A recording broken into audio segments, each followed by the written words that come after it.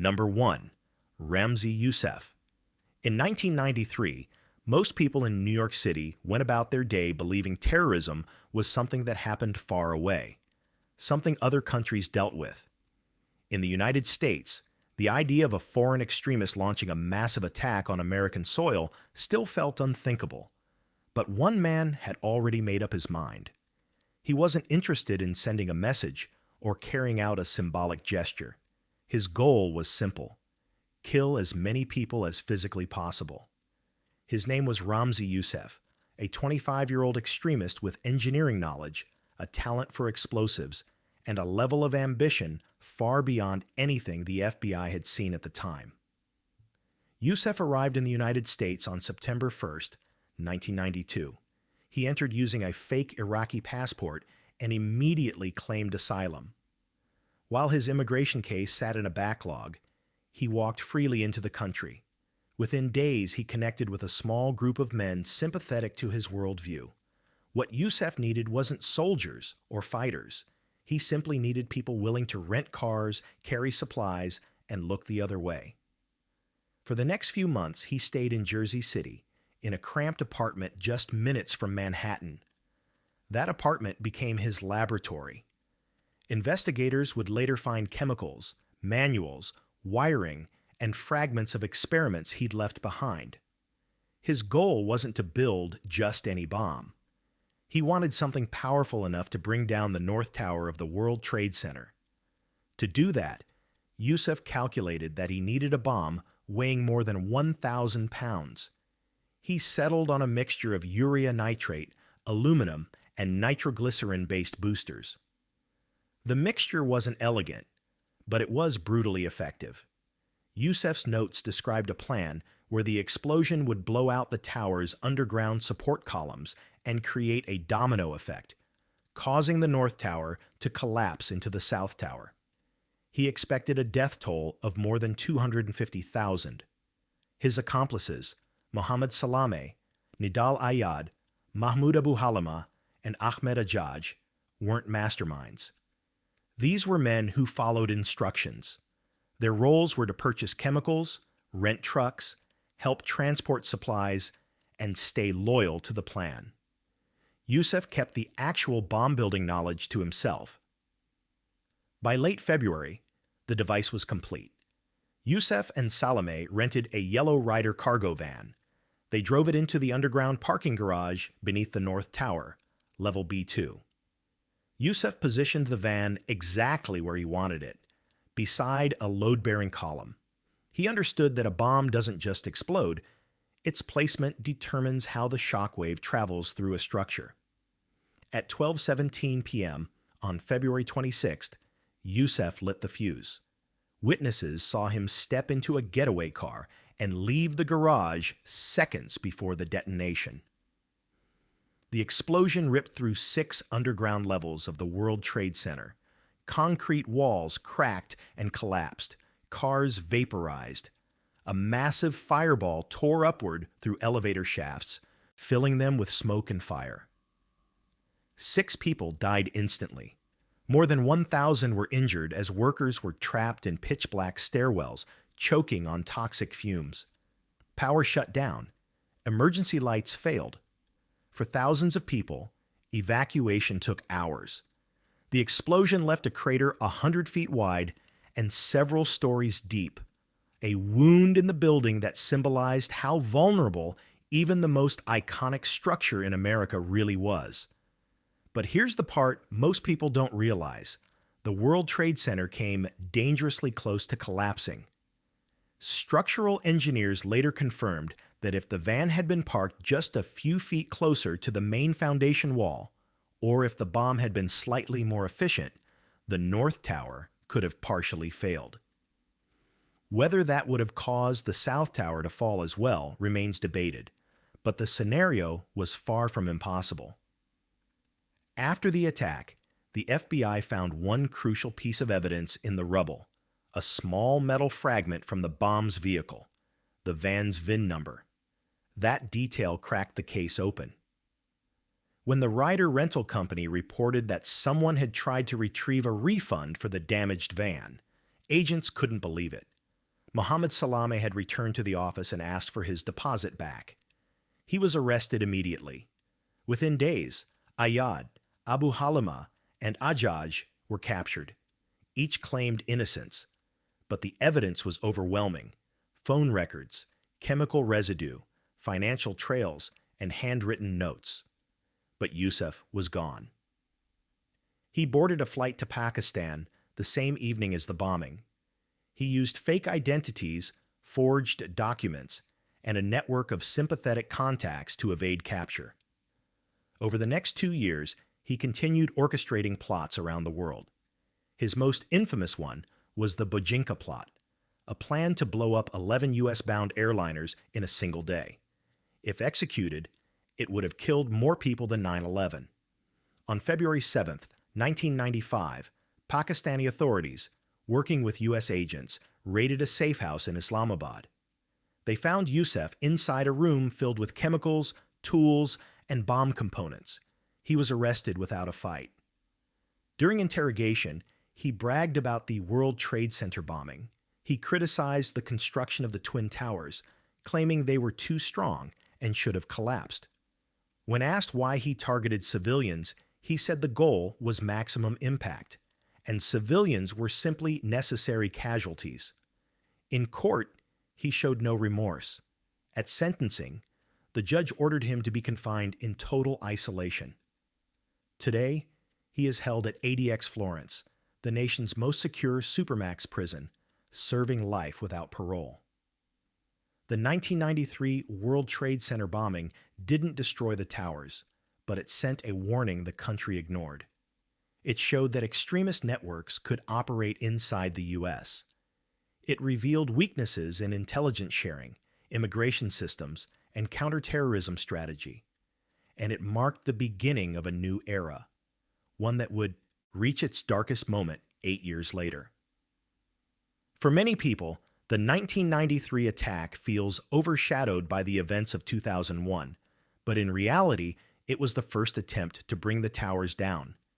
It failed only because Yusuf lacked the resources and precision he needed. His ambition, however, was the same: mass casualties, mass destruction, and a symbolic strike at the heart of America. The 1993 bombing was the opening chapter of a story the world wasn't ready to read. Number 2, David Koresh. In early 1993, federal agents in Texas found themselves preparing for a confrontation unlike anything they had ever faced. This wasn't a routine raid. This wasn't a standoff with a fugitive. What began outside Waco would become one of the most controversial, chaotic, and deadly law enforcement operations in American history. And at the center of it all stood one man, David Koresh, the self-proclaimed prophet of a secluded religious sect known as the Branch Davidians. To understand the siege, you have to understand the world Koresh created inside that compound. Born Vernon Wayne Howell, he reinvented himself in the late 1980s as a charismatic Bible teacher. He took control of the Branch Davidians by claiming he alone could unlock the secrets of the 7 seals from the book of Revelation.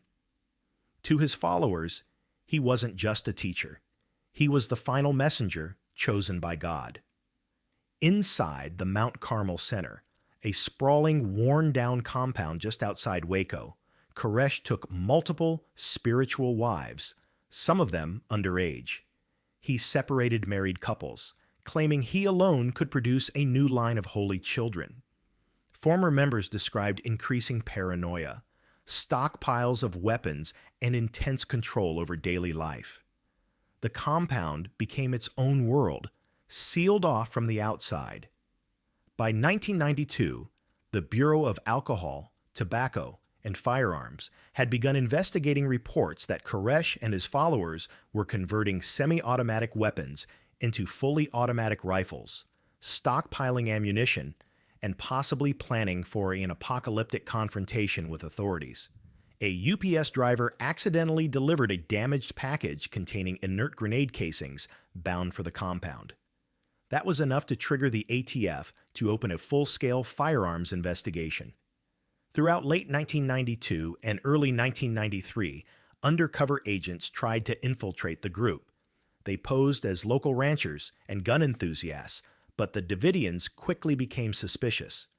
Koresh seemed to know they were being watched. He preached sermons about government persecution. He warned his followers that someday federal agents would come for them, and when they did, he told them it would mark the beginning of the final battle. On February 28, 1993, the ATF launched a raid with more than 70 agents. The plan was simple on paper: enter the building, serve the warrant, and seize the illegal weapons. But the operation collapsed within seconds. Gunfire erupted almost immediately. To this day, both sides accuse the other of firing the first shot. Within minutes, 4 ATF agents were dead and more than a dozen wounded. 6 Branch Davidians were killed in the exchange. The raid turned into a firefight that lasted hours. When agents ran out of ammunition and communications failed, they retreated. What was supposed to be a quick operation had transformed into a national crisis. The FBI took over and began what eventually became a 51-day siege. Inside the compound, Koresh broadcast daily messages. He claimed God was instructing him to write down a prophecy before he surrendered. Negotiators tried nearly everything: psychological pressure, direct communication, promises of religious freedom, even granting Koresh airtime to preach his message publicly. Dozens of children were released during the negotiation phase, but many remained trapped inside. As the days dragged on, tensions rose. The FBI grew frustrated with Koresh's constant delays and shifting demands. He would promise to surrender, then change his mind days later. He remained calm on the phone, but inside the compound, survivors later described a man becoming more paranoid and controlling. He drilled followers on how to respond to a final assault. Many of them believed that dying under government fire was a path to salvation. By mid-April, the FBI decided negotiations had failed. Attorney General Janet Reno approved a tactical plan to force the Davidians out using non-lethal CS gas. On April 19th, before dawn, armored vehicles approached the compound and began inserting gas through the walls. The goal wasn't to storm the building. It was to pressure the followers to exit without gunfire. But what happened next remains one of the most debated moments in American law enforcement history. Around noon, fires broke out in multiple locations inside the compound. Flames spread rapidly, fueled by strong winds in the building's wooden structure. FBI surveillance caught Davidians spreading fuel and igniting fires, suggesting they intended a mass suicide. But survivors insist the tear gas caused the fire, a claim investigators reject. Within minutes, the entire compound was engulfed. 76 Branch Davidians died in the fire, including 25 children. Most died from smoke inhalation. Some died from gunshot wounds, likely suicides or mercy killings during the chaos. Koresh himself died from a gunshot to the head, though whether it was suicide or killed by one of his followers has never been proven. The fire ended the siege instantly, but it didn't provide closure. It left behind questions that have lasted decades. Did the FBI handle it correctly? Did Koresh plan for everyone to die? Could any of it have been prevented? Investigators later concluded that Koresh never intended to surrender. His writings and sermons showed he believed he had to die to fulfill his prophecy. But the federal response drew heavy criticism for escalating the situation. Congressional hearings years later exposed communication, failures, poor planning, and inconsistent decision-making among government agencies. The Waco siege became a symbol, used by anti-government extremists, militias, and conspiracy groups as evidence of government overreach. It played a major role in motivating Timothy McVeigh, who carried out the Oklahoma City bombing exactly 2 years later, on April 19, 1995. In his own words, McVeigh said Waco was a primary reason he chose that date. Today, the Mount Carmel site remains a memorial. Survivors still gather there. The debates continue, but the reality is straightforward. David Koresh built a belief system so absolute that dozens of followers chose to die with him, and the government's attempt to stop him became one of the deadliest law enforcement operations in U.S. history. The Waco siege wasn't just a standoff. It was a collision between a man with absolute control over his followers and a government that underestimated both his influence and his determination. It exposed failures on every level: religious, psychological, tactical, and political. And it remains one of the most haunting American tragedies of the 1990s. Number 3. Dustin Honken and Angela Johnson. In the summer of 1993, investigators in Iowa stumbled into a case that didn't look like the work of an amateur drug dealer. It looked like the work of a man who understood exactly what he needed to do to eliminate every threat standing between him and a federal prison sentence. His name was Dustin Lee Honken, and he wasn't just a meth manufacturer. He was a calculating, manipulative killer who believed he could erase his crimes by erasing the people who could speak against him. And he didn't act alone. His girlfriend, Angela Johnson, would play a role that prosecutors later described as chillingly deliberate. To understand how this all began, you have to start in the early 1990s, when Honken was producing high-grade methamphetamine in Iowa and distributing it across several states. He wasn't a kingpin. He was more like a skilled technician who knew chemistry better than most people around him. That scientific knowledge gave him an edge. It also made him extremely valuable to larger dealers who relied on him to keep the product flowing. By 1993, federal agents were closing in. Two dealers, Gregory Nicholson and Terry DeGias, had agreed to cooperate with authorities. Both had first-hand knowledge of Honken's operation, and their testimony would have been devastating in court. Without their cooperation, Honken faced decades in federal prison. With it, he had no hope of avoiding a conviction. Honken understood exactly what that meant. He didn't threaten the witnesses. He didn't try to intimidate them. He went straight to the most irreversible solution: murder them, their families, and anyone else connected to their testimony. The first disappearance happened on July 25, 1993. Gregory Nicholson lived with his girlfriend, Lori Duncan, and her two daughters, Candy, age 10, and Amber, age 6. They were a quiet, ordinary family. They had no idea the danger Nicholson was in simply by cooperating with law enforcement. On that July morning, neighbors noticed something strange. The family suddenly vanished. Their car sat untouched. Their pets were left behind. They didn't pack clothes, food, or personal belongings. To investigators, something felt wrong immediately. Nicholson had been preparing to testify. There was no logical reason he would suddenly disappear with his girlfriend and her children. But without bodies, and without evidence of a crime scene, the case stalled. Suspicion pointed toward Honken, but suspicion wasn't enough. In November, the second witness, Terry DeGias, also vanished. DeGias wasn't as stable or predictable as Nicholson.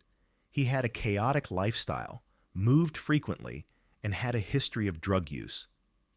At first, authorities thought he might have simply disappeared on his own, but the timing was too perfect to ignore.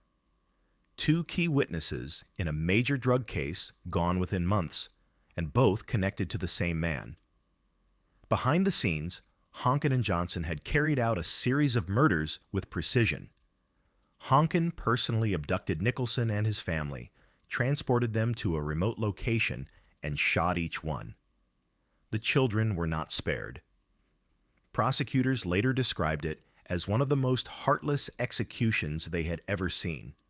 Angela Johnson's role came into clearer focus years later. She wasn't just a passive accomplice. She helped lure victims, helped clean up, and even provided emotional support to Honken as he planned and carried out each killing. Her involvement became more evident after she bragged to an inmate about details only someone at the scene could know. For years, the case went cold. No bodies, no confessions, no direct evidence. Honken continued his criminal activities, and authorities lacked anything solid enough to tie him to the disappearances. Then everything changed in 2000. A jailhouse informant contacted authorities claiming that Angela Johnson had been talking. She described the murders in detail, where they happened, how they happened, and most importantly, where the bodies were buried. Investigators followed the information to a rural area near Mason City. There, buried in shallow graves, they found the remains of all 5 victims: Nicholson, Lori Duncan, their 2 daughters, and DeGius. It had been 7 years, but the evidence held. Dental records and forensic analysis confirmed each identity.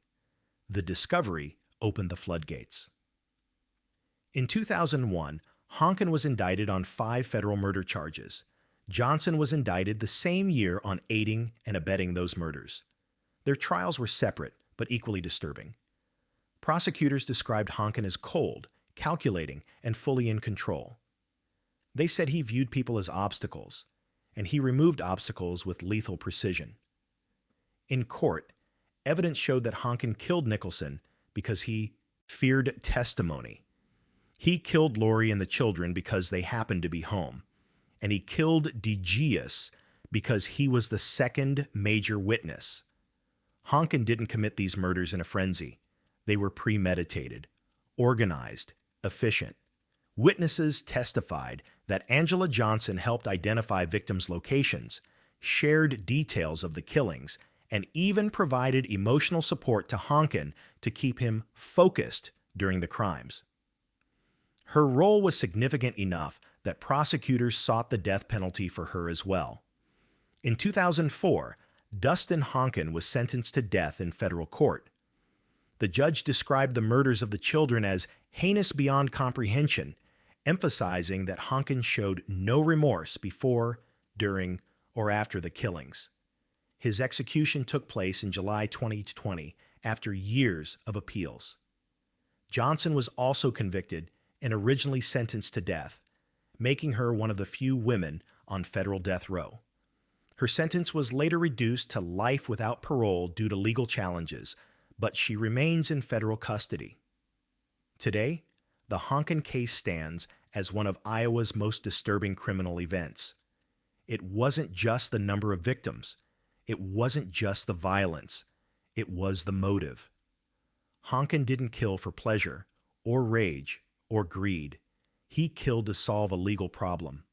He murdered witnesses like someone crossing items off a list, and he involved innocent children simply because they were present. The case became a stark reminder of how far some drug traffickers will go to protect themselves.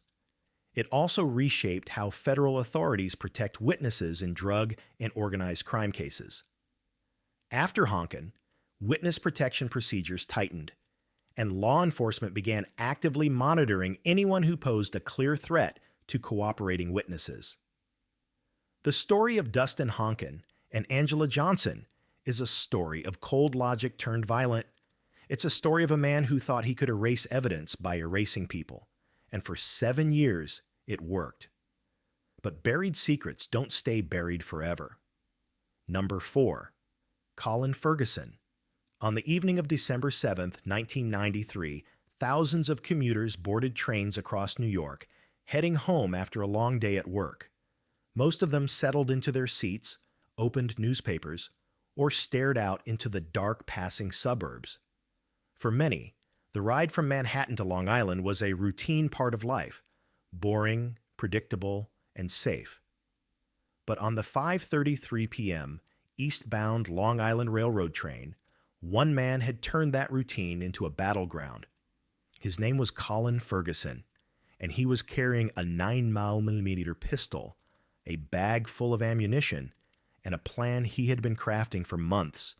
To understand how this massacre unfolded, you have to understand who Ferguson was before he boarded that train.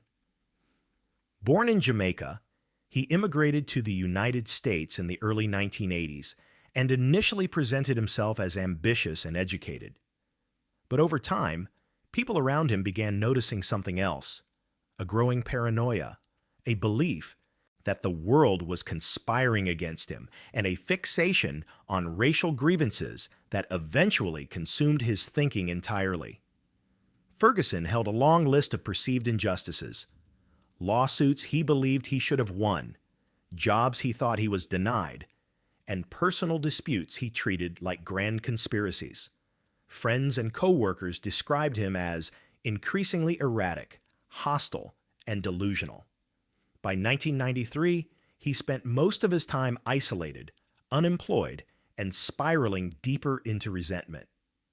In November of that year, Ferguson purchased a Ruger P89 9mm handgun in California, taking advantage of lax residency requirements. He also stockpiled more than 160 rounds of ammunition. Witness accounts later revealed that he had begun practicing at firing ranges, preparing for something violent. On December 7th, Ferguson boarded the train in Manhattan. He sat calmly for more than an hour as passengers filled the car, reading, napping, and preparing for the end of their commute. The train approached the Marion Avenue station in Garden City. That's when Ferguson stood up, placed one foot on the seat, faced the crowded aisle, and began shooting. The first shots rang out with no warning. Ferguson fired point blank at passengers who sat trapped in their seats. Witnesses later described his expression as emotionless, cold, focused, and deliberate. He walked slowly down the aisle, firing left and right, reloading with practiced motions. People screamed, ducked, crawled, and threw themselves onto the floor, but the space was confined. There was nowhere to run. Within seconds, chaos took over the train car. 6 people were killed almost instantly. 19 more were shot or injured as Ferguson moved forward, firing round after round. Some victims didn't even realize they had been hit until they saw the blood. Others watched helplessly as Ferguson aimed at random, choosing victims without hesitation. Despite the horror, 3 men eventually managed to stop him: Kevin Blum, Mark McEntee, and Mike O'Connor. They waited until Ferguson paused to reload, then tackled him to the ground. During the struggle, Ferguson attempted to reload again, even as they held him down. But the commuters overpowered him, wrestled away the gun, and held him until police stormed the train. When officers arrived, Ferguson offered no resistance. He simply stared ahead, expressionless, as if the massacre had been the natural conclusion to whatever story he was telling himself. In the hours after his arrest, investigators found pages of handwritten notes and rambling statements inside his pockets. They were shocking. Ferguson had crafted a personal narrative where every misfortune in his life, every job rejection, every argument, every failure was part of a vast conspiracy orchestrated by white people, black people, foreigners, employers, and even the government. He believed the Long Island Railroad, the state of New York, and the United States itself had wronged him. Prosecutors charged him with multiple counts of murder and attempted murder. But the case turned even more bizarre during pretrial hearings. His defense attorneys argued Ferguson was clearly mentally ill and planned to pursue an insanity defense. But Ferguson fired them. He insisted on representing himself. The same man who committed a mass shooting now wanted to personally cross-examine his surviving victims. The court reluctantly allowed it. During the trial, Ferguson questioned the very people he had shot. Some couldn't bear to look at him. Others confronted him directly, expressing their anger and grief. Ferguson responded with rambling arguments, denying he was the shooter despite dozens of witnesses and overwhelming physical evidence. He even suggested the victims had been shot by someone else, or by a phantom gunman. But the jury saw the truth clearly.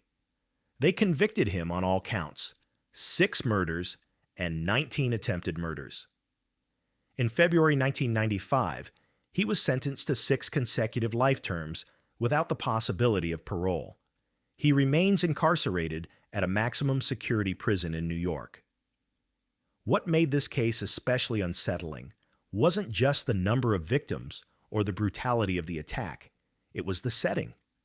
A commuter train, a place people used every day, turned into the scene of a mass shooting long before such attacks became common headlines.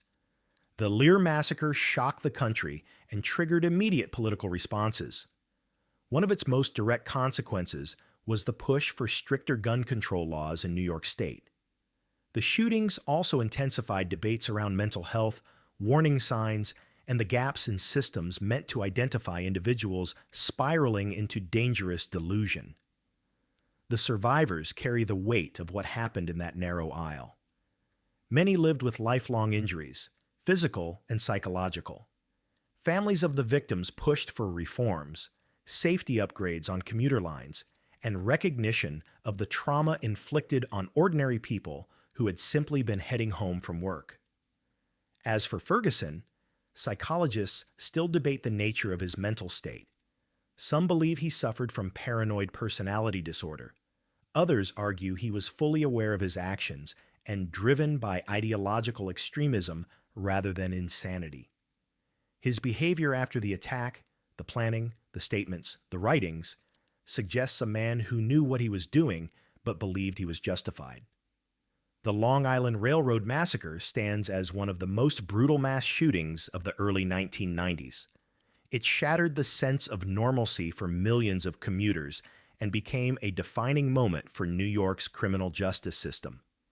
And it exposed a truth that people didn't want to confront. Danger doesn't always come in the form of an organized group or a clear plan. Sometimes it comes from one man, convinced that the world owes him something, acting out a narrative that exists only in his mind. Number 5. John Lotter and Tom Nissen. In December 1993, a small farming community in southeast Nebraska became the center of one of the most shocking and painful crimes of the decade. The case would expose deep prejudice, a failure of law enforcement, and a level of brutality that stunned the entire country. At the center of it was a young transgender man named Brandon Teena, and 2 men who decided that his very existence was something they couldn't tolerate. Those 2 men were John Lotter and Tom Nissen. And the crime they committed remains one of the most notorious hate-motivated murders in modern American history. Brandon Teena was 21 years old when he moved to the small town of Falls City in late 1993. He arrived with almost nothing, looking for a fresh start.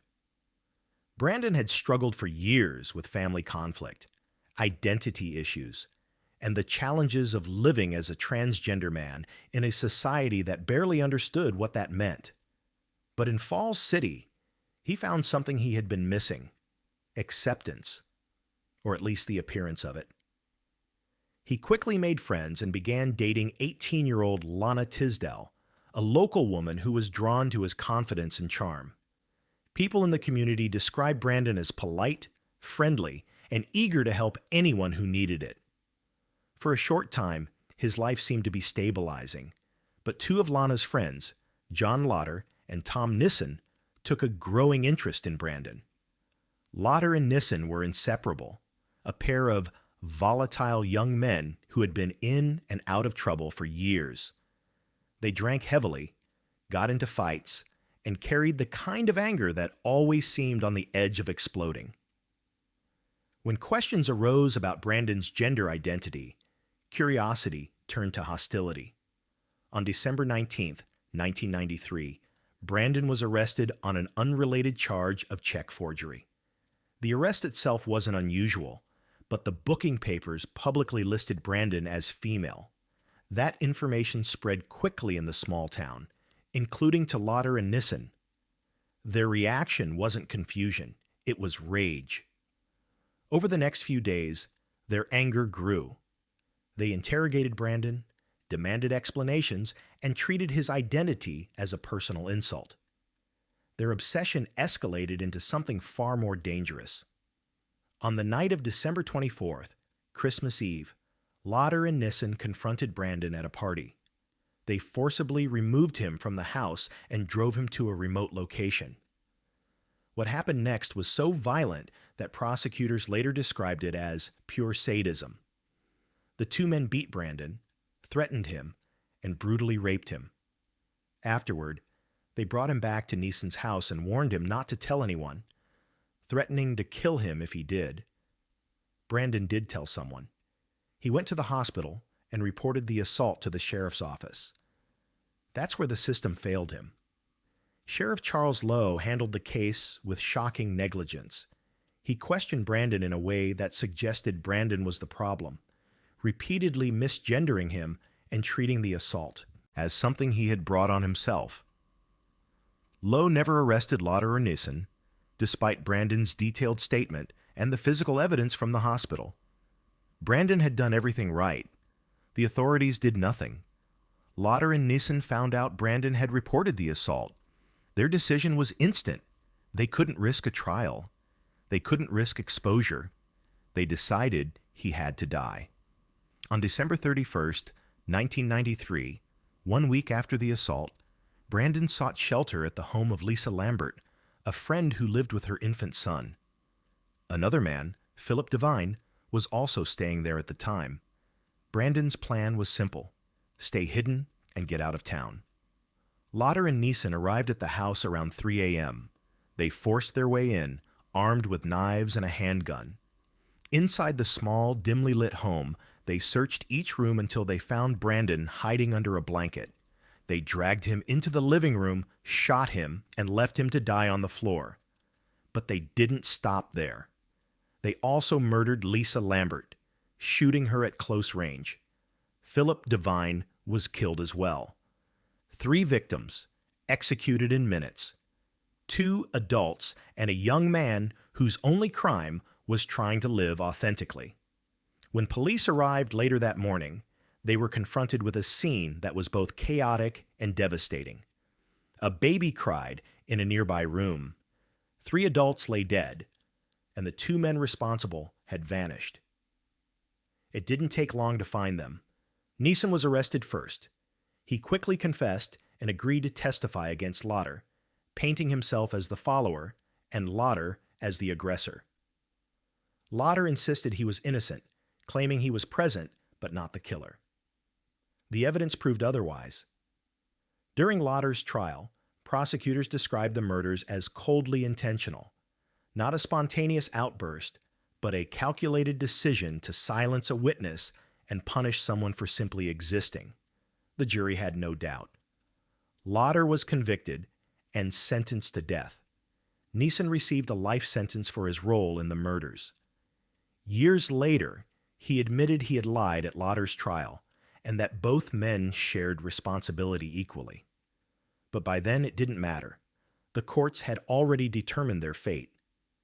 Brandon Tina's story became national news. It exposed a chain of failures: ethical failures by law enforcement, cultural failures surrounding transgender rights, and personal failures by the men who chose violence over empathy. Brandon didn't die because of a misunderstanding. He died because 2 men believed they had the right to control someone else's identity through fear and force. The case inspired outrage and activism. It sparked conversations about gender identity long before those conversations were mainstream. It became the subject of books, documentaries, and eventually the film Boys Don't Cry, which brought the story to global attention. But beyond the media coverage, the real impact is simple. Brandon's murder forced the public to confront the consequences of prejudice left unchecked. Today, the house where the murders occurred is gone, but the case remains one of the most haunting tragedies of the 1990s. Brandon Tina was not a symbol. He was a young person trying to survive in a world that didn't understand him. And Lauder and Nissen weren't complicated criminals. They were violent, insecure men who responded to their confusion with brutality. Brandon's life ended at 21, but the legacy of his case continues in legal reforms, in training for law enforcement, and in the growing recognition of how dangerous unchecked hatred can be. Number 6.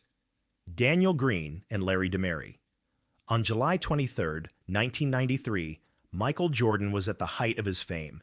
He had just led the Chicago Bulls to a third straight NBA championship. He was the most recognizable athlete on the planet. And while he was preparing for the next chapter of his career, his father, James Jordan, was driving alone through North Carolina, taking the quiet, peaceful roads he loved. What happened that night was not a complicated crime.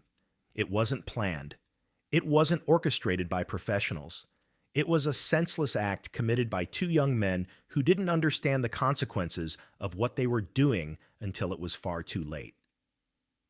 Those two men were Daniel Andre Green and Larry Martin Demery, childhood friends whose lives were already drifting toward violence and instability. James Jordan was driving home from a funeral in Wilmington, North Carolina. At some point during the night, he became tired, pulled over near U.S. Highway 74, and fell asleep inside his red Lexus SC400. He left the engine running and reclined the seat back, something he had done many times before. He wasn't in a dangerous area. He wasn't doing anything risky. He was simply taking a break from the long drive. But at around 3 a.m., Daniel Green and Larry Demery were moving through the area. They were 19 and 18 years old, young, unpredictable, and already involved in petty crime. The two were out looking for cars to break into, wallets to steal, and opportunities to make quick cash. When they saw the Lexus parked on the side of the road, they approached quietly. According to the court testimony, the pair believed the car was abandoned or that the driver was passed out drunk. What happened next is the part that remains debated to this day. Demery testified that Green was the one who pulled the trigger. Green insisted he was outside the car when the shot was fired, claiming Demery killed Jordan without warning. But what we know for certain is this: James Jordan was shot once in the chest while he slept. The gunshot killed him quickly. The two young men dragged his body into the nearby woods, leaving him partially covered. They then stole the Lexus, taking it on a joyride across several counties. The car itself was unique. It was the luxury coupe Michael Jordan had bought for his father, complete with vanity tags and custom features. But Green and Demery didn't seem to grasp the significance. For the next several days, they used James Jordan's phone to call friends and girlfriends hundreds of times. Every call created a digital trail, but neither of them considered the consequences. They wore James Jordan's jewelry, including a championship ring. They even photographed themselves posing with the Lexus, smiling as if they had won a prize. Meanwhile, James Jordan's family had no idea what had happened. When he didn't return home, they reported him missing. For weeks, investigators searched for any trace of him, but the body in the woods went unidentified for over 2 weeks due to decomposition. It wasn't until dental records were compared that authorities confirmed the remains belonged to James Jordan. The news stunned the world. The father of the greatest basketball player alive had been murdered in the middle of the night by 2 teenagers. And worse, police now had evidence pointing directly to the killers. The phone calls made from the stolen car were the first break. Investigators traced the outgoing calls to people connected to Demery and Green. When questioned, several associates admitted they had seen the men with Jordan's jewelry and the Lexus. Police quickly obtained search warrants, and the photographic evidence sealed the case. In one photo, taken by a friend, Green smiled proudly while wearing a gold ring belonging to James Jordan. Public reaction was immediate and intense. The idea that Michael Jordan's father had been murdered at random shocked people across the country. But in North Carolina, investigators focused on the evidence. The case wasn't about celebrity. It was about two men who robbed and killed someone for no reason other than convenience and impulse. Demery and Green were arrested weeks apart. When interrogated, each blamed the other. Demery eventually reached a deal with prosecutors. In exchange for avoiding the death penalty, he testified that Green was the shooter. Green argued that Demery had killed Jordan and used him as a scapegoat. But the physical evidence, the photos, the phone calls, the car, the jewelry, left little room for doubt that both men were deeply involved. The trials were emotional and tense. Michael Jordan did not attend, but his family submitted statements describing the devastation of losing a father who had been a constant presence in their lives. James Jordan had been known for his warmth, his generosity, and his unwavering support for his children. His death altered the course of the Jordan family forever. In 1995, both men were convicted. Daniel Green received a life sentence plus 10 years. Larry Demery was also given life, but with the possibility of parole due to his cooperation. For decades, debates have continued about who pulled the trigger, whether Demery manipulated the story to save himself, or whether Green was truly responsible. Appeals have been filed multiple times. Green has maintained his innocence regarding the shooting, but he does not deny his involvement in the aftermath. He admits being present, admits helping move the body, and admits participating in the cover-up. But he insists he did not kill James Jordan. Courts, however, have repeatedly upheld the original convictions. Demery is scheduled to be considered for parole in the 2030s after multiple delays.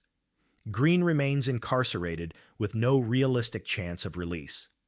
The murder of James Jordan had ripple effects far beyond the crime scene. Michael Jordan retired from basketball for the first time just months after the killing. He has never said the retirement was caused by his father's death, but many believe the emotional toll played a role. James had been Michael's mentor, his protector, and his biggest supporter. The case also exposed how quickly a simple decision, pulling off the road to rest, can intersect with someone else's recklessness. It highlighted the destructive power of impulse, the consequences of crime without thought, and the irreversible nature of violence committed by inexperienced, impulsive young men. James Jordan wasn't targeted. He wasn't chosen. He wasn't robbed because of who he was. He was simply at the wrong place, at the wrong time, when two young men made the worst decision of their lives. The loss reshaped a family, shocked a country, and remains one of the most senseless murders of the 1990s. It's a reminder that some crimes don't require complex motives or elaborate planning. Just a moment of selfishness paired with a complete disregard for another human life. Number 7. Jason Massey. In July 1993, the quiet community of Ellis County, Texas, discovered that one of the most disturbing killers in the state's history had been living among them, unnoticed, unchallenged, and growing more violent by the day. His name was Jason Eric Massey, a 20-year-old who looked ordinary from the outside. But inside, he carried fantasies so dark and obsessive that investigators would later describe him as a serial killer in the making. What happened that summer wasn't just a double murder. It was the eruption of years of escalating cruelty, obsession, and violence that Massey had kept hidden in plain sight. Jason Massey grew up in a chaotic household dominated by abuse and neglect. His father was absent, and his mother struggled with addiction. Massey began acting out early, harming animals, starting fires, stealing, and obsessively seeking attention. Teachers noticed he didn't simply misbehave. He gravitated toward violence with an intensity far beyond that of other kids. By his teens, his behavior escalated. He mutilated family pets. He tortured stray animals. He collected bones and kept them hidden. He fantasized about murder constantly, seeing himself as a future famous serial killer. In his journals, discovered after his arrest, he wrote about wanting to kill 700 people, mostly teenage girls. He described them as perfect victims and fantasized about torturing, sexually assaulting, and mutilating them. None of this was known to the public in 1993. To most people, Massey was just a troubled young adult who drifted around, drank heavily, and bragged too much.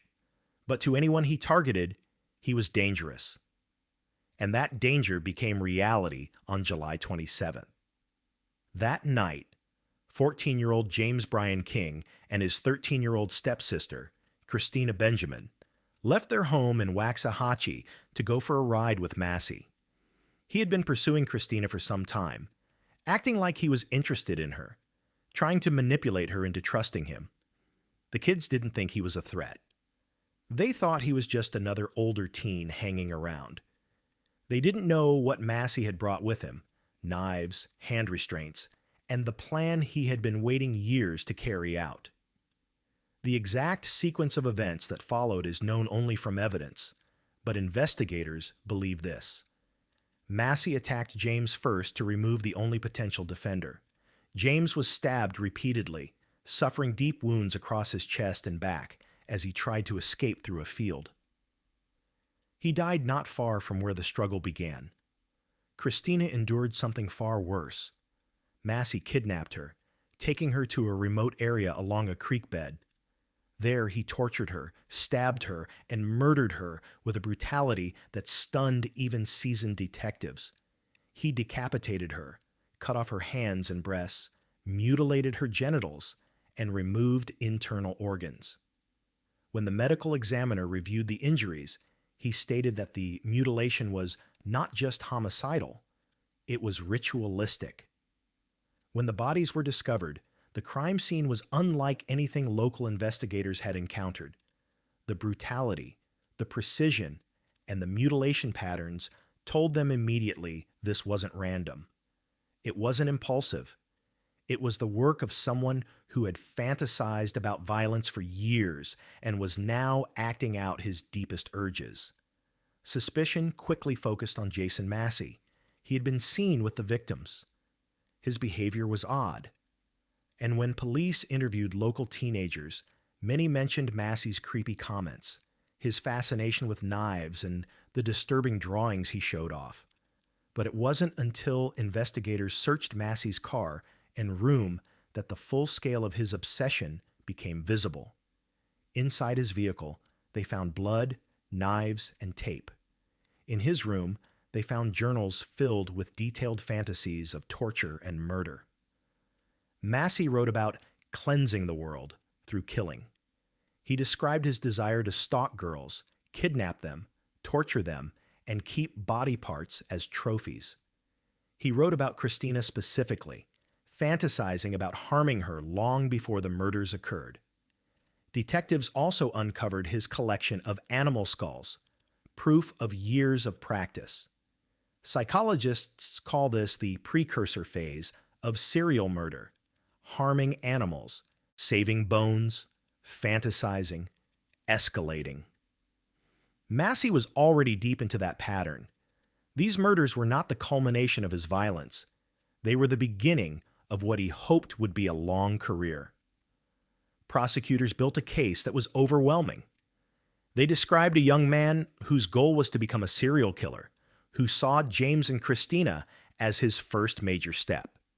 They introduced his journals to the court, more than 800 pages, filled with violent fantasies, drawings, lists of potential victims, and step-by-step plans for abduction and torture.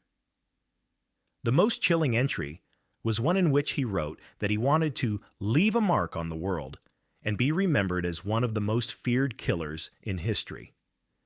The jury didn't take long to convict him. During the sentencing phase, prosecutors emphasized the brutality of the crime, but they also highlighted the future danger. Massey wasn't remorseful. He wasn't impulsive.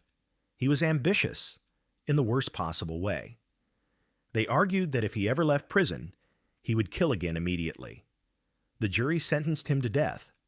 For years, Massey appealed, but each court upheld the conviction. In 2001, at the age of 28, Jason Massey was executed by lethal injection. Witnesses described him as emotionless, saying little, showing no real remorse, and maintaining the same flat demeanor he had at trial. The murders of James King and Christina Benjamin devastated their community.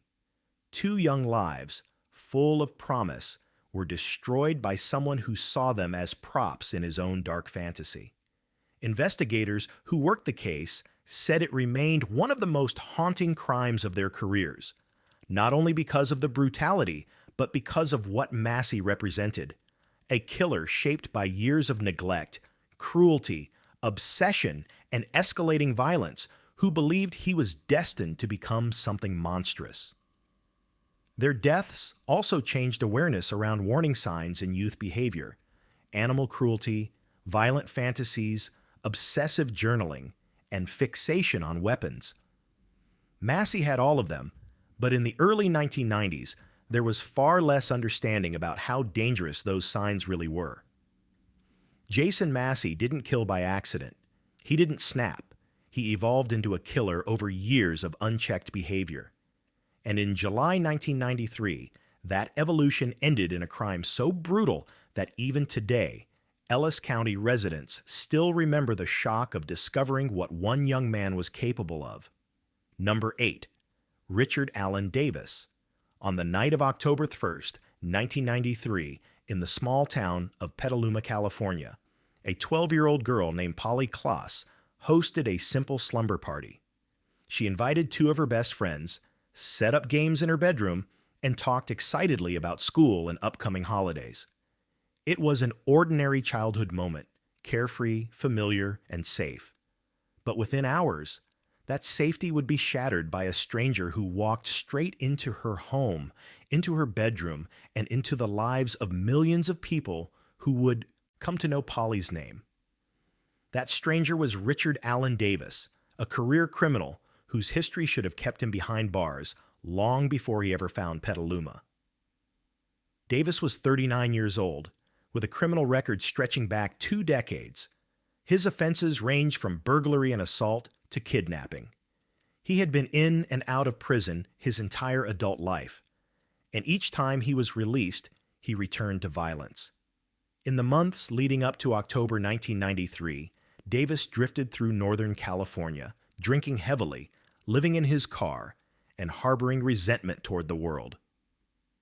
That night, Davis was driving through Petaluma. He later claimed he was looking for a place to burglarize. But what he did wasn't burglary, it was predation. Around 10:30 p.m., Polly and her friends were playing in her bedroom when Davis cut through the family's backyard and entered the house through an unlocked side door. He moved quickly and quietly.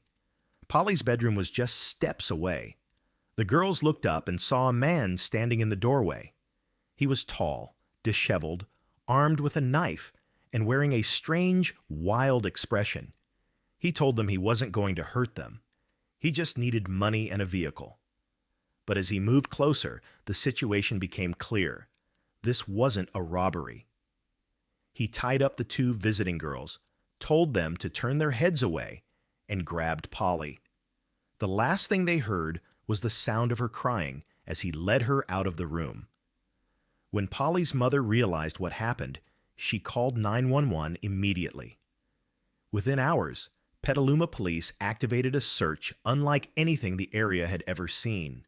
Neighborhoods flooded with volunteers, officers canvassed the town, and flyers appeared on utility poles, storefronts, and car windows. The case exploded into national news. For the first time in history, an entire country mobilized in real time to search for a missing child. But despite the scale of the search, Davis managed to stay one step ahead, temporarily. In the hours after the kidnapping, he drove to a remote area in Sonoma County. His car got stuck off the side of a road, and two women living nearby saw him struggling. They called the police, who arrived and questioned Davis. He told them he was just having car trouble. They believed him, helped unstick the vehicle, and let him go. What they didn't know was that Polly Klaas was already dead. Investigators later learned that Davis killed Polly within a short time after abducting her. He hid her body in a rural area and then continued wandering through Northern California as if nothing had happened. Meanwhile, thousands of volunteers searched fields, forests, highways, and neighborhoods, desperately hoping Polly was still alive. For 2 months, the case consumed California. Candlelight vigils were held. News stations broadcast updates daily. National talk shows featured Polly's family. The term stranger abduction, once considered rare, became a harsh new reality for millions of families. The break in the case finally came from something Davis had left behind, a piece of rope he used to bind the girls. It was a specific type of knot, tied in a way that specialists recognized as unique. When Davis was arrested weeks later on unrelated charges, investigators searched his campsite and found matching rope, along with clothing fibers consistent with what Polly had been wearing. Under pressure, Davis eventually confessed. He led authorities to the location where he had hidden Polly's remains, a rural, wooded area in Sonoma County. Search teams found her body on December 4, 1993, 2 months after the abduction. The discovery confirmed what many had feared but hoped was untrue. Polly had never stood a chance. Davis had taken her life almost immediately after abducting her. When the case went to trial, Davis attempted to blame his actions on substance abuse, emotional trauma, and even Polly herself, claiming she had said something that set him off.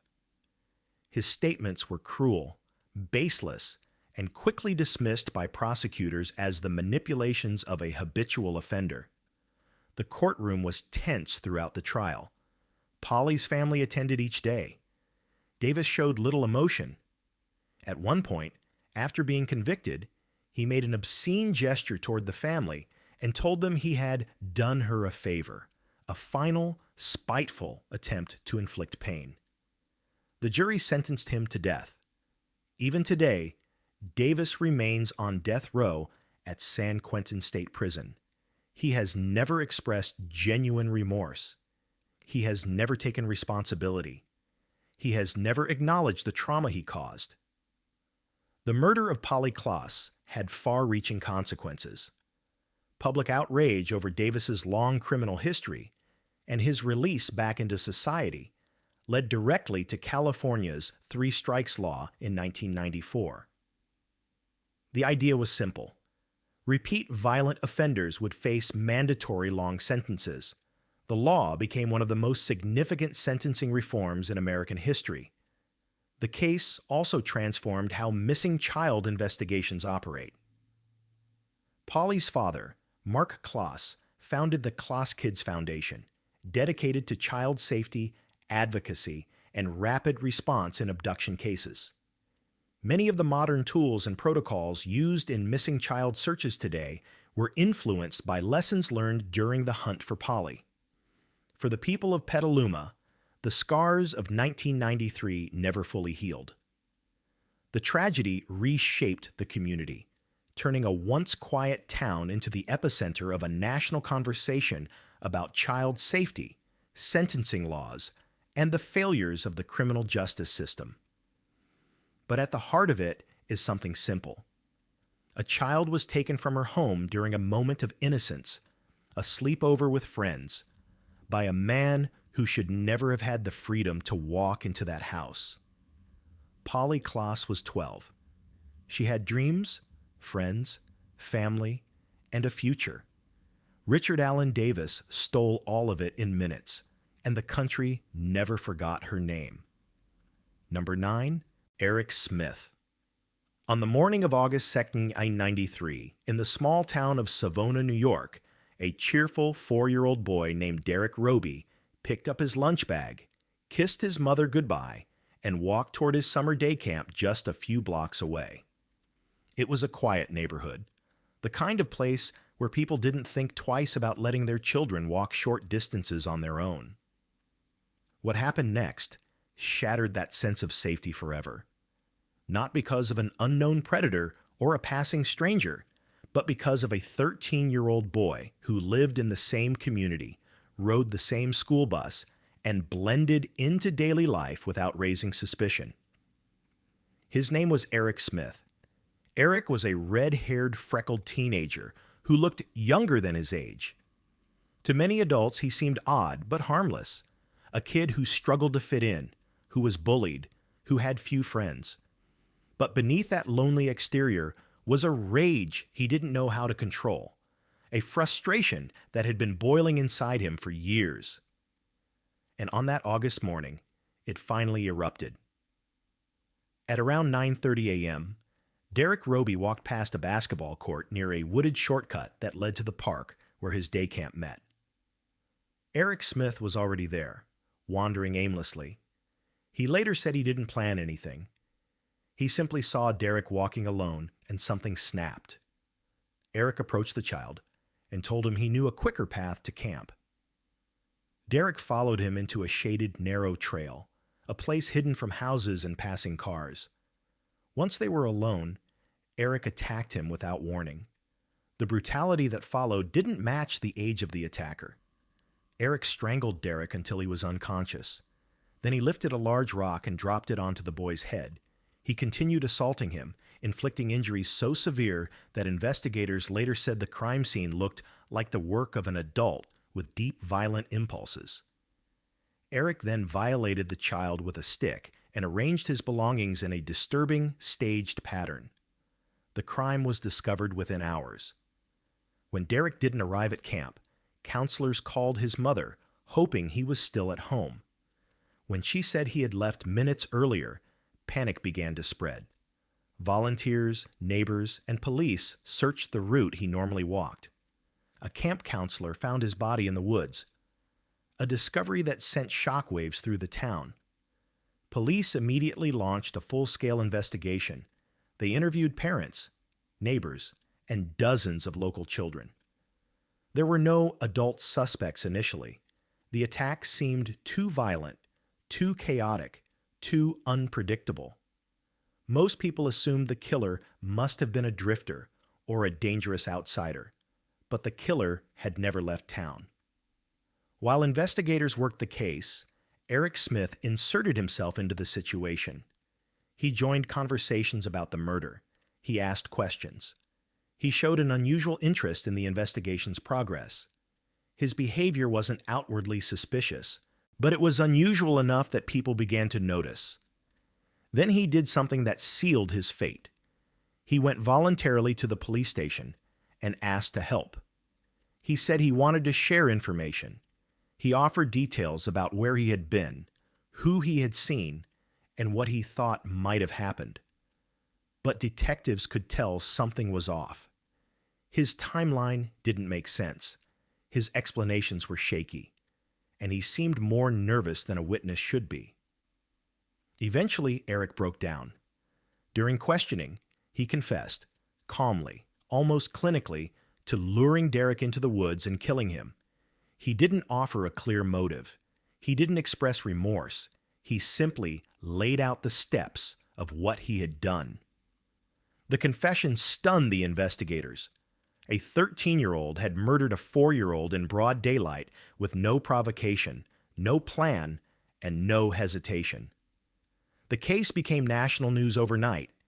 People struggled to understand how someone so young could commit something so brutal. Psychologists evaluated Eric for weeks. They found no major mental illness, no hallucinations, no psychosis. Instead, they described him as a deeply disturbed adolescent who had been bullied, isolated, and emotionally unstable for years.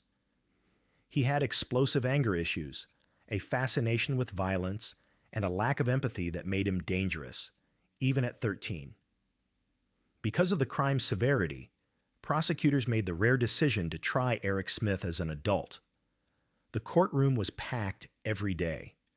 The contrast between Derek Roby, a smiling 4-year-old whose photo dominated the news, and Eric Smith, a small, quiet 13-year-old with red hair and thick glasses, made the case even more haunting. During the trial, Derek's mother testified through tears about the moment she told her son he could walk to camp alone. The guilt she carried was crushing. Eric's family cried as well, unable to reconcile the boy they knew with the act he had committed. The jury didn't take long to reach its decision. Eric Smith was convicted of second-degree murder and sentenced to the maximum penalty allowed, 9 years to life in prison. For a juvenile, it was one of the harshest sentences in New York history, but for many people, it still didn't feel like enough. Over the next 2 decades, Eric Smith was denied parole multiple times. Each hearing brought emotional statements from Derek's family, emphasizing the irreparable damage done by the murder.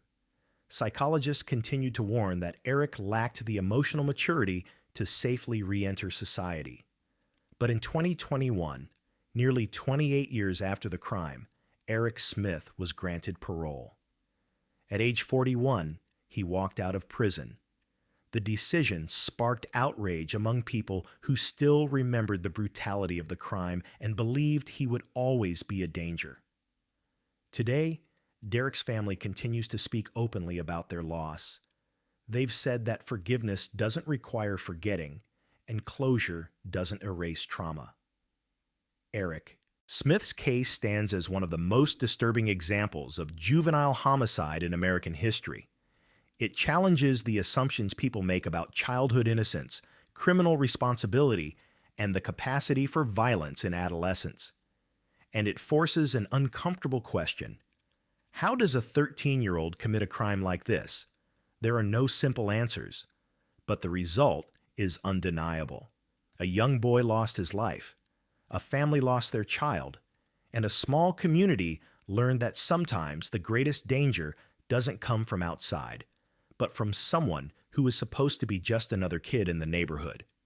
Number 10. Harvey Miguel Robinson. In the summer of 1993, the city of Allentown, Pennsylvania, discovered that a serial killer was stalking its streets, but not the kind of killer anyone expected. He wasn't a drifter. He wasn't an adult predator with a long criminal history. He was a local teenager, a high school student, someone who blended in easily, smiled easily, and hid his brutality behind the face of a boy who looked too young to be dangerous. His name was Harvey Miguel Robinson. He was just 17 years old when he became one of the youngest serial killers in American history. Robinson grew up in a home filled with violence. His father, a convicted murderer, had beaten his mother for years before eventually being imprisoned. That environment shaped Harvey early. Teachers saw him as disruptive.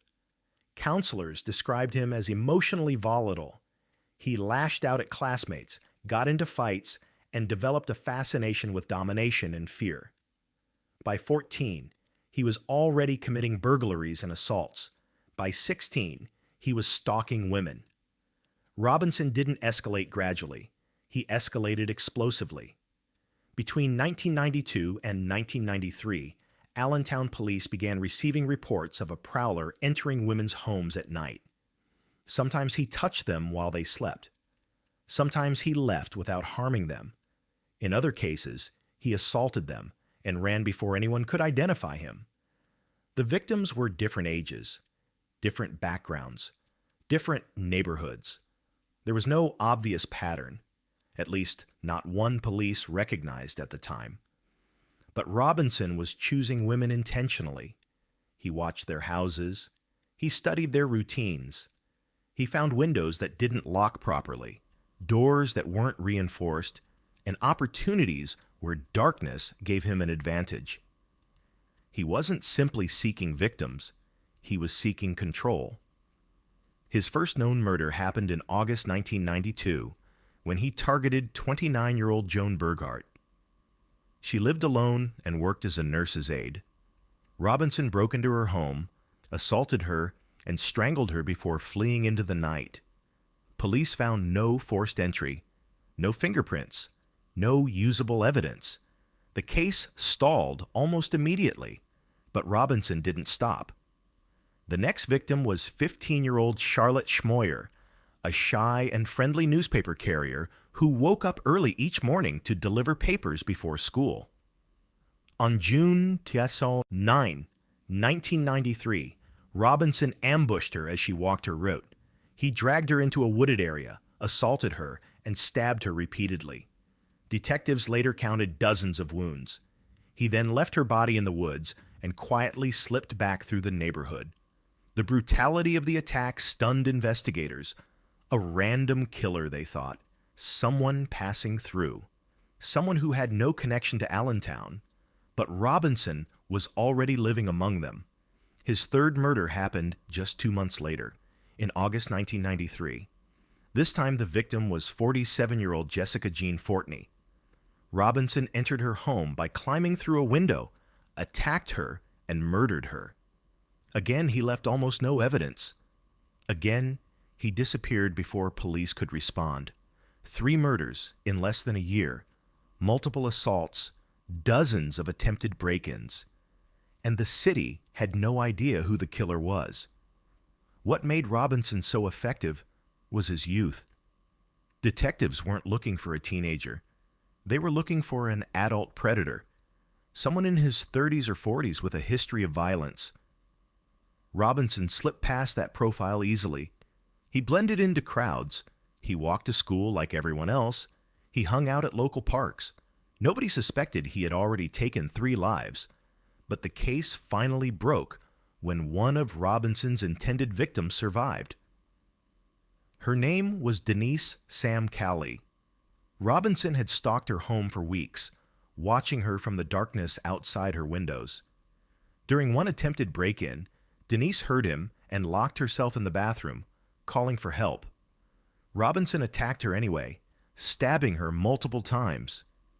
But she fought back, and neighbors heard the struggle. Police arrived within minutes. Robinson fled out the back door, injured and bleeding. For the first time, detectives had physical evidence, blood drops. Those samples were tested, and the results shocked investigators. They didn't belong to an adult male. They matched a teenage boy. Even more shocking, the DNA matched Harvey Robinson, a 17-year-old who already had a juvenile record for burglary and assault. Police placed Robinson under surveillance immediately. They watched him visit friends, go to school, and walk through the same neighborhoods where he had killed. When investigators moved in to arrest him, Robinson tried to escape by leaping from a second-story window. He was caught within minutes. At first, Robinson denied everything, but when confronted with DNA evidence, he admitted to the attacks, though he showed no remorse. Psychologists later said he displayed traits of severe antisocial personality disorder, narcissism, and sadism. He enjoyed the violence. He enjoyed the control. He enjoyed the fear. During his trials, the prosecution emphasized his methodical approach. They described him as a predator who chose his victims based on vulnerability: young girls, middle-aged women, anyone who couldn't fight back. They showed the jury his history of violent fantasies and his escalating pattern of stalking. The jury convicted him on all counts. For the murders of Charlotte Schmoyer and Jessica Fortney, Robinson received the death penalty. For the murder of Joan Berghardt and the attempted murder of Denise Sam Calley, he received multiple life sentences. Robinson's case sparked national debate because of his age. He was one of the youngest people ever sentenced to death in the United States. Supporters argued that his traumatic childhood had shaped his violence. Prosecutors countered that his actions were deliberate, calculated, and motivated by pleasure rather than trauma. Over the years, various appeals have been filed. Some death sentences were overturned due to changes in juvenile sentencing laws, but new sentencing hearings reaffirmed his guilt and reinforced that he remains too dangerous to ever be released. Today, Harvey Miguel Robinson is still incarcerated in Pennsylvania. He remains one of the rare teenage offenders whose crimes were so extreme, so premeditated, and so violent that courts concluded he was beyond rehabilitation. The story of Robinson isn't just about murder.